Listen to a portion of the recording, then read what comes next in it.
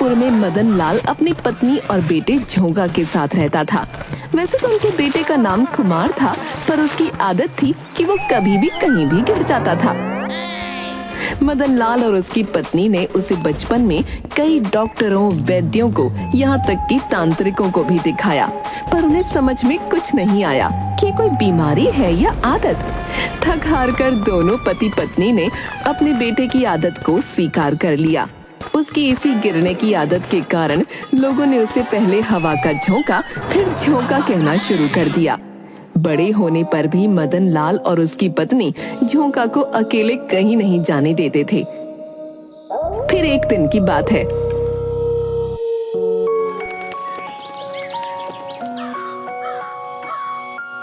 हे भगवान, ये तो आज सुबह सुबह ही काम से चले गए हैं। घर में कोई सब्जी भी नहीं है। तभी एक पड़ोसन आ जाती है। झोंका की माँ, अरे ओ झोंका की माँ। झोंका की माँ उसके पास आती है। तुम्हें याद है ना, थोड़ी देर में हमें कमला के घर जाना है। आज उसके बेटे का लगन है। अब कोई रिश्तेदार तो है नहीं बेचारी का। हम पड़ोसी में भी नहीं जाएंगी तो बुरा मान जाएगी। हाँ मुझे याद है, जरा घर का काम निपटा लूं, तुम भी अपना काम निपटा लो, फिर दोनों साथ चलते हैं। हाँ आती हूँ, कहकर चली जाती है। अब क्या करूं, कमला के यहाँ तो शाम हो जाएगी।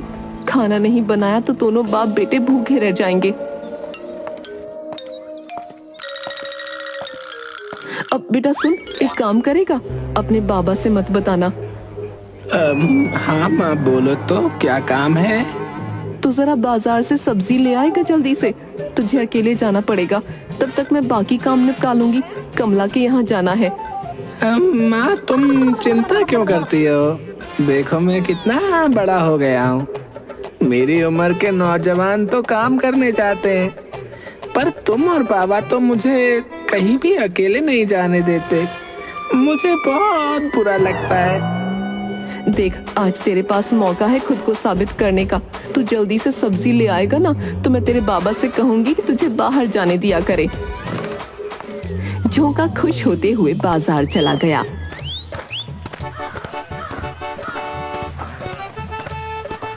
रास्ते में 3 बार उसका पैर लड़खड़ाया और गिर गया। उसने खुद को संभाल लिया, कपड़े झाड़े, फिर वो एक सब्जी की रेहड़ी पर पहुंचा।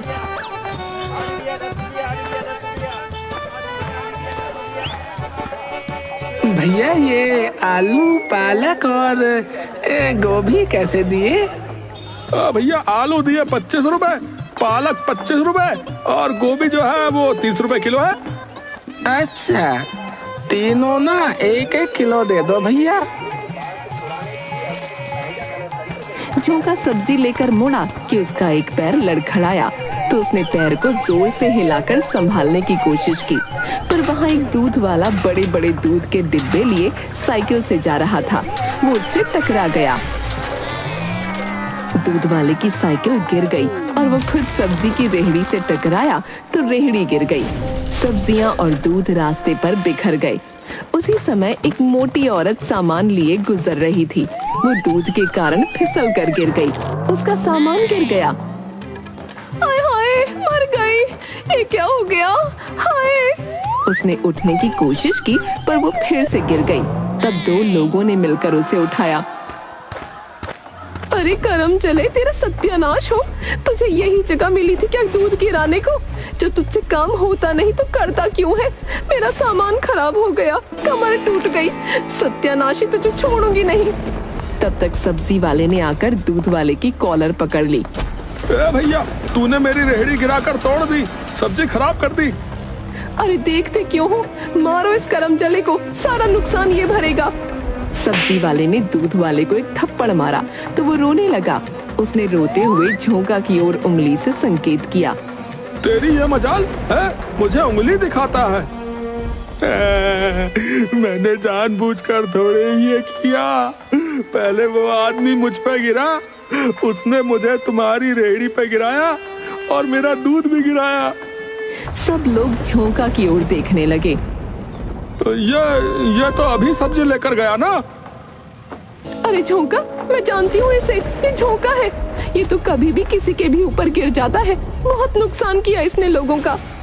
अरे तुम सब मेरी बात तो सुनो। मैंने जानबूझकर कुछ नहीं किया। जानबूझकर किया हो या नादानी में, हमें कुछ नहीं पता। तुम यहाँ आए ही क्यों? मेरे नुकसान की भरपाई तो तुम्हें करनी पड़ेगी, नहीं तो मैं तुम्हें यहाँ से हिलने ना दूंगी। सुन लो कान खोल कर। मेरी भी भरपाई करो। मेरी भी। झोंका ने अपनी जेबों को उलट कर दिखाया। दोनों खाली थीं। औरत, सब्जी वाला और दूध वाला, तीनों ने एक दूसरे को देखा। अब क्या करें?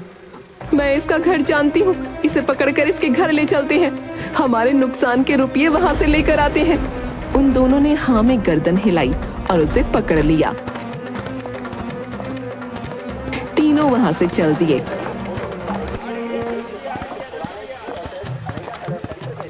रास्ते में चलते हुए झोंका का एक पैर कांपने लगा और वो गिर गया। अरे क्या मुश्किल है साला, है कितनी बार गिर गया रास्ते में। अरे इसे संभालने के चक्कर में मुझे खुद ही 10 बार चोट लग गई है भैया। भैया पता नहीं ऐसी चीज को लोग घर से बाहर ही क्यों निकालते हैं।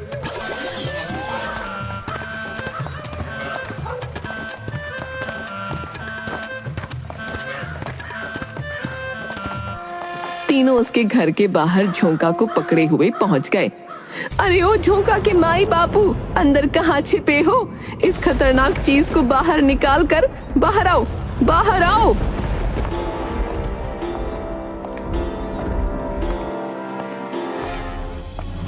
क्यों चिल्ला रही हो? क्या हुआ? मैं बताता हूँ। दूध वाले ने बाजार में हुई पूरी घटना सुना दी।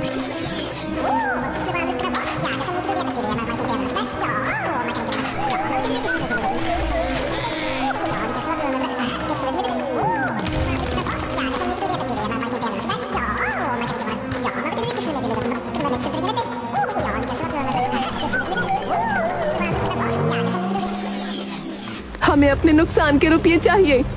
देखिए, हमें अपने नुकसान का रुपया चाहिए बता रहे। मुझे भी, मेरी साइकिल भी टूट गई और सारा दूध भी गिर गया। बेटा तू भीतर चल, मैं इनसे बात करती हूँ। खबरदार, जो हिला भी अच्छा ना होगा। रुपये दो और बेटा लो, समझी तुम? तभी मदन लाल बाहर से घर आ पहुंचा। उन्हें घर के बाहर देखकर क्या हुआ? ये लोग कौन हैं? भैया हमारे पास ज्यादा टाइम नहीं है, समझे? अब बताओ, एक ही बात इनको बार बार बताओ। अरे हमें हमारा रुपया दे दो भैया, फिर पूछते रहना अपनी पत्नी से तुम्हारे इस गिरतू राम की कारस्तानी है। मदन लाल की पत्नी ने झोंका की तरफ देखा। दोनों ने सिर झुका लिया। झोंका अकेला बाहर? पत्नी ने हाँ में सिर हिलाया। मदन लाल ने सबको पैसे देकर वहां से भेज दिया।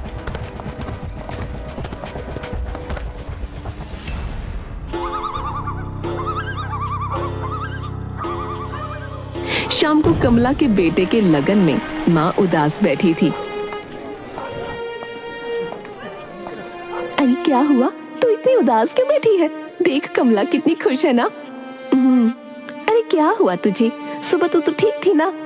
क्या बताऊं, झोंका की चिंता सताई जा रही है। सुबह वाली बात तो तुझे पता ही है। मेरा झोंका कहीं भी अकेले नहीं जा सकता। हमारे जाने के बाद उसका क्या होगा? ये तो है। सुन, मैं एक बाबा को जानती हूँ। रहने दे, मैं बड़े बड़े डॉक्टर और बाबा को पहले ही दिखा चुकी हूँ। किसी की समझ में कुछ नहीं आया। झोंका देखने में तो हट्टा कट्टा लगता है, पर उसके पैर तो कमजोर है ना। पैर तो एकदम ठीक ठाक है, बस चलता या खड़ा रहता है तो उसका एक पैर कांपता हुआ लड़खड़ा जाता है। अरे कौन सा पैर, दायां या बायां? कुछ पता नहीं, कभी दायां लड़खड़ाता है तो कभी बायां। आज तक हमें ही नहीं समझ आया। अरे रे, अब क्या करेगी? मैं और झोंका के बाबा तो हार गए। अब धीरे से, मेरे पास एक उपाय है, बताऊं? माँ ने उसकी ओर हैरानी से देखा। तो झोंका का ब्याह कर दे। ये क्या कह रही है तू? अरे धीरे बोल, धीरे। मेरी बात मान, झोंका की शादी करवा दे। उसकी परेशानी का इलाज जोरू है। हर मर्ज की दवा जोरू होती है। जिस बीमारी का इलाज डॉक्टर और तांत्रिक नहीं कर पाते, जोरू कर देती है। तेरा झोंका एकदम ठीक हो जाएगा।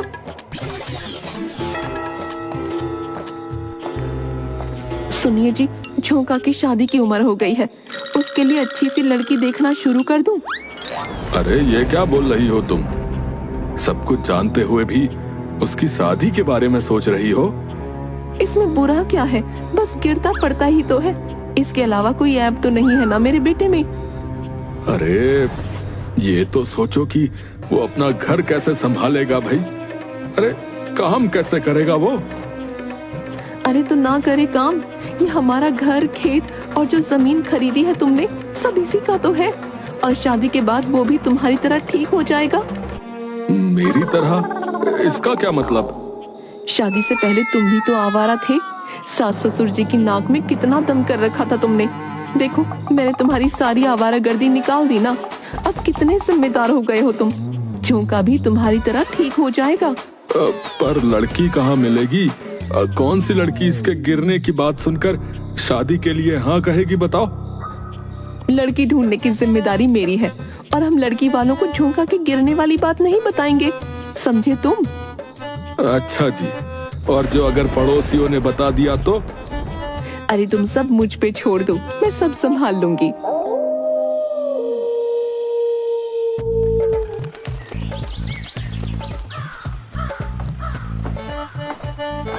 झोंका का रिश्ता तय हो गया। बारात को दूर गांव जाना था। देखो, तुम हर वक्त झोंका के साथ रहोगे। एक पल के लिए भी जो है इसे अकेला मत छोड़ना, समझे? 4 लड़के झोंका को घेरे हुए चलने लगे। 2 लड़कों ने उसके हाथ पकड़ रखे थे। एक उसके आगे और एक ठीक पीछे चलने लगा। जैसे ही झोंका गिरने को होता, वे उसे घेर लेते ताकि वो नजर ना आए और उसे उठा लेते। झोंका दूल्हा बन सज धज कर नोटों की माला पहने बारात के साथ चलने लगा।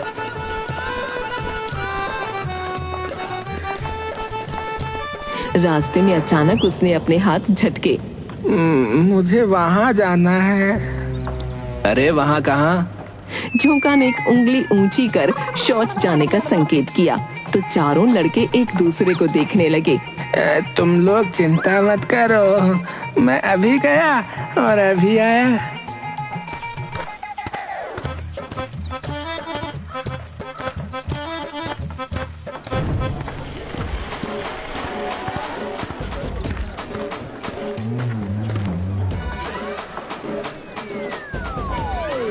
अरे झोंका कहाँ है भाई?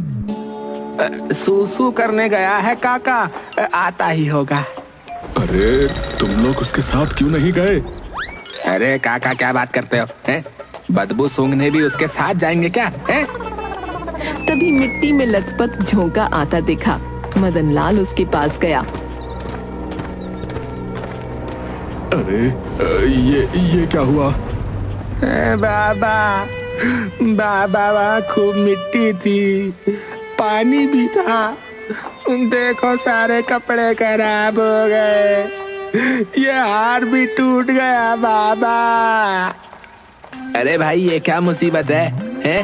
अरे तुम सूसू भी अकेले नहीं कर सकते हो क्या, हैं?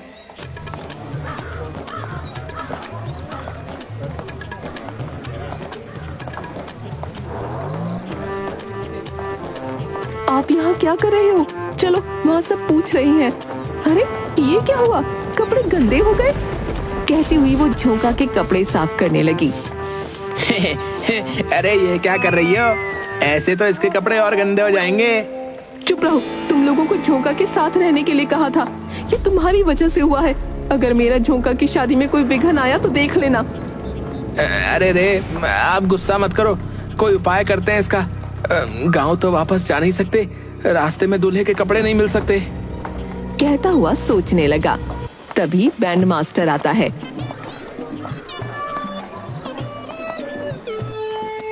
मदन लाल जी, बारात को पहुंचने में कितनी देर लगेगी?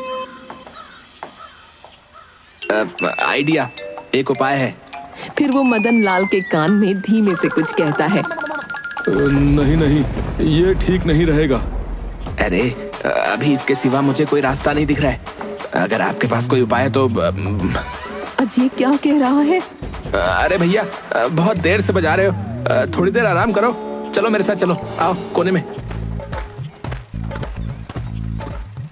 अरे ओ झुमरू, झोंका को लेकर आओ।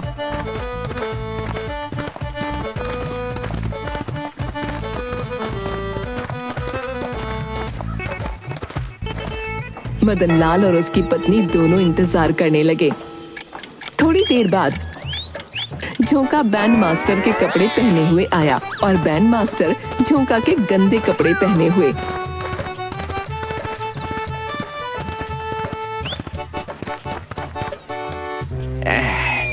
देखो, लग रहा है ना दूल्हा राजा।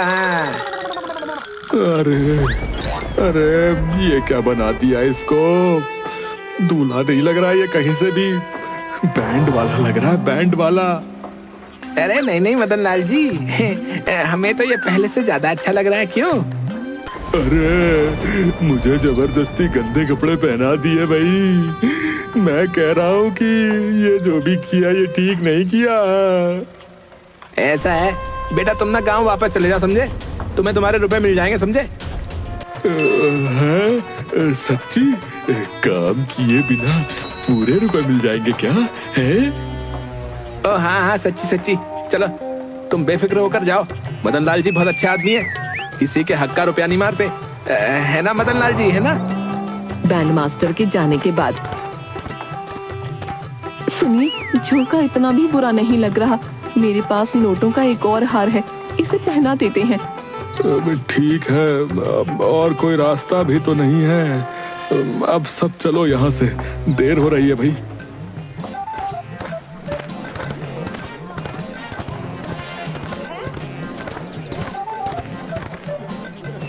अबे साले, हैं? क्या तिकड़म भिड़ाई है बे तूने? ये झोंका दूल्हा नहीं, एकदम जो है ना, जोकर लग रहा है, जोकर।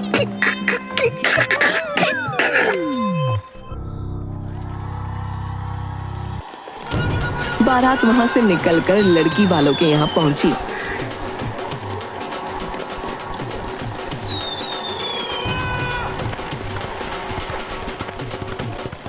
ये दूल्हा कम बैंड वाला ज्यादा लग रहा है। अरे ओ माताजी हो, तुमको क्या पता? ये फैशन है, फैशन है। शहर में सब दूल्हे ऐसे ही कपड़े पहनते हैं, तुमको क्या पता है? चल हट बदमाश कहीं का।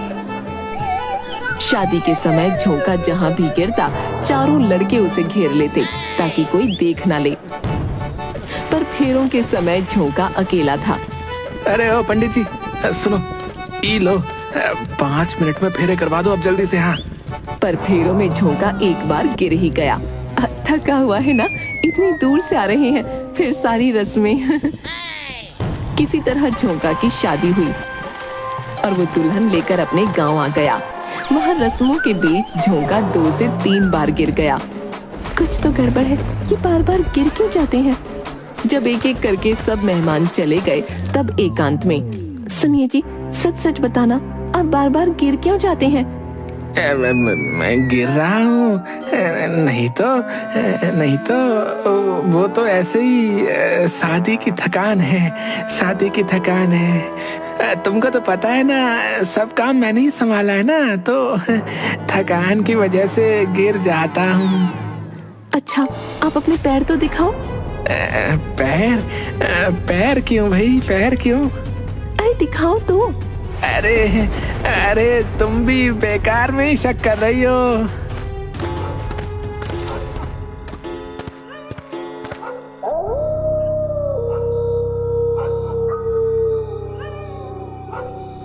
रात में जब झोंका सो गया तो दुल्हन धीरे से उठी। उसने झोंका के दोनों पैर चेक किए। पैर तो एकदम सही सलामत है, फिर ये गिर क्यों जाते हैं? हे भगवान, ये क्या हो रहा है मेरे साथ? उसने यहाँ वहाँ देखा तो उसे एक मोटा डंडा दिखाई दिया।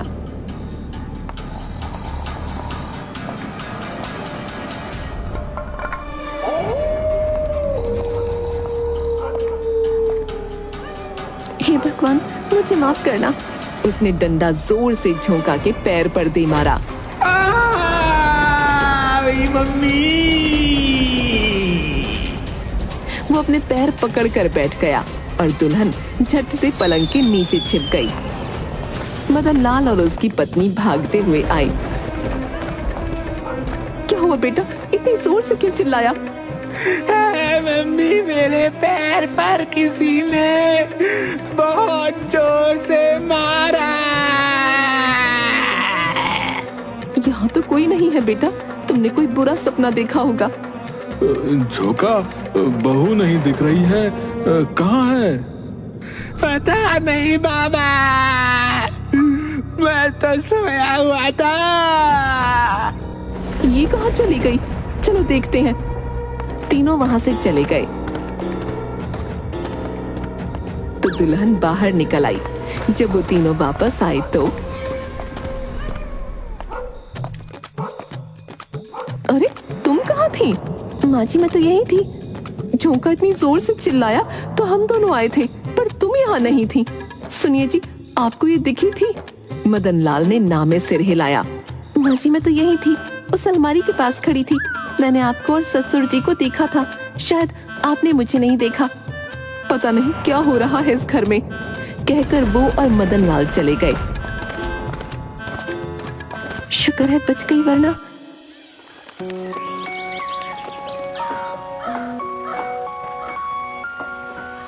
अगले दिन माँ और मदन लाल तैयार होकर जाने लगे। बेटा, हमें अचानक तुम्हारी बुआ के यहाँ जाना पड़ रहा है। तेरी नई नई शादी हुई है, इसलिए तुझे और बहू को वहाँ नहीं ले जा सकते।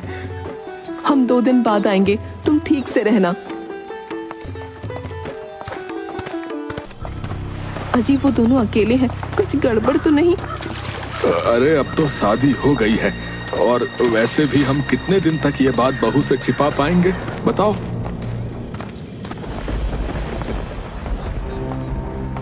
अजी सुनिए ना, सासू माँ और ससुर जी 2 दिन के लिए बाहर गए हैं, तो क्यों ना मैं भी अपने मायके हो आऊं?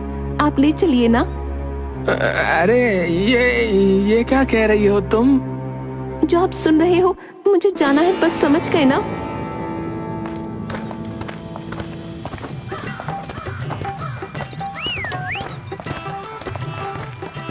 झोंका रास्ते में कई बार गिरा और दुल्हन उसे उठाती। अरे आपकी थकान गई नहीं अब तक? इतना तो बच्चे भी नहीं गिरते। अरे अब मैं क्या कर सकता हूँ इसमें, अगर मैं गिर गया तो?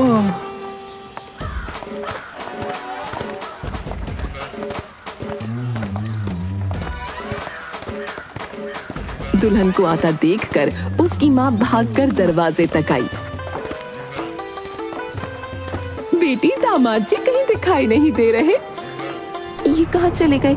मेरे साथ ही तो आए थे। अरे बचाओ, अरे बचाओ, अरे कोई तो बचाओ। ये तो इनकी आवाज है।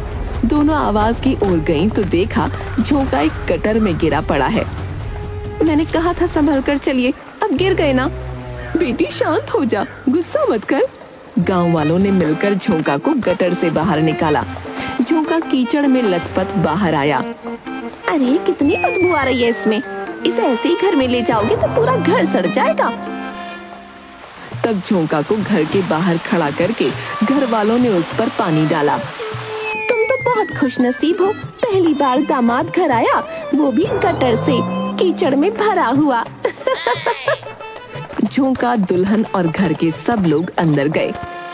सबने झोंका की बहुत आवभगत की, पर झोंका वहां भी गिरने लगा।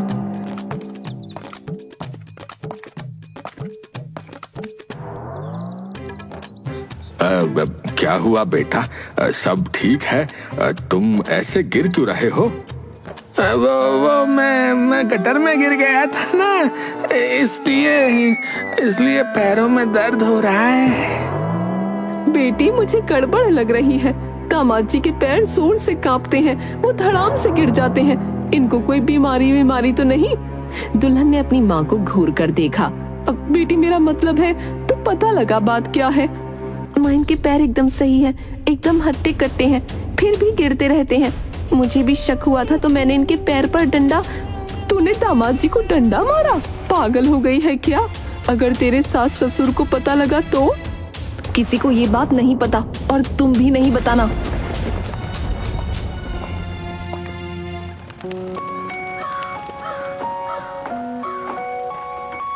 झोंका और दुल्हन वहां से जाने लगे। बेटी ये ले थोड़ा खाना, रास्ते में भूख लगे तो तुम दोनों खा लेना।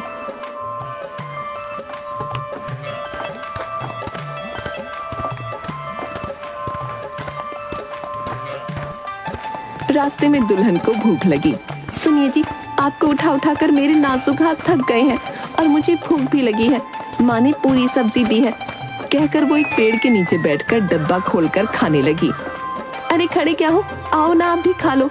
मेरी माँ के हाथ का खाना खाओगे तो उंगलियां चाटते रह जाओगे। झोंका उसके पास आकर बैठने लगा तो उसका पैर कांपा और वो उस पर गिर गया। दुल्हन पर सब्जी गिर गई और उसका सिर पेड़ से टकरा गया। हाय रे, ये क्या कर दिया? मेरा सिर, मेरे नए कपड़े। मैंने जानबूझकर कुछ नहीं किया। हटो तुम, ये जो तुम बार बार गिरते हो ना, मुझे सब सच बताओ, नहीं तो मैं घर नहीं जाऊंगी, यहीं से मायके जा रही हूँ।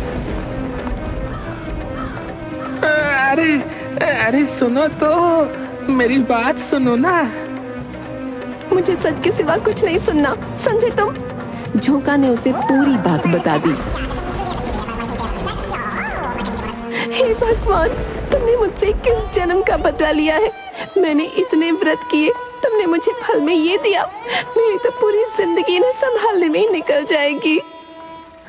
सुनो, बाबा ने कहा है हमारा घर, जमीन, खेत सब हमारे हैं, तो तुम्हें ना चिंता करने की ना कोई जरूरत नहीं है।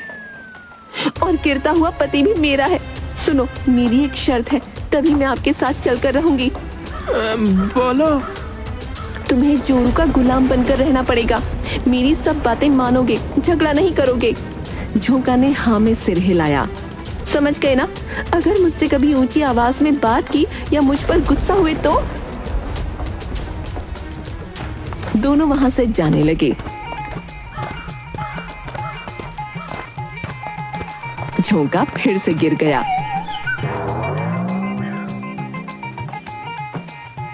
अगर मैं आदमी होती तो तुम्हें उठा कर ले चलती। थू थू थू थू थू। तुम आदमी होती तो मैं तुमसे शादी नहीं करता, समझी? तुमसे ठीक से चला तो जाता नहीं, बस बातें बनवा लो।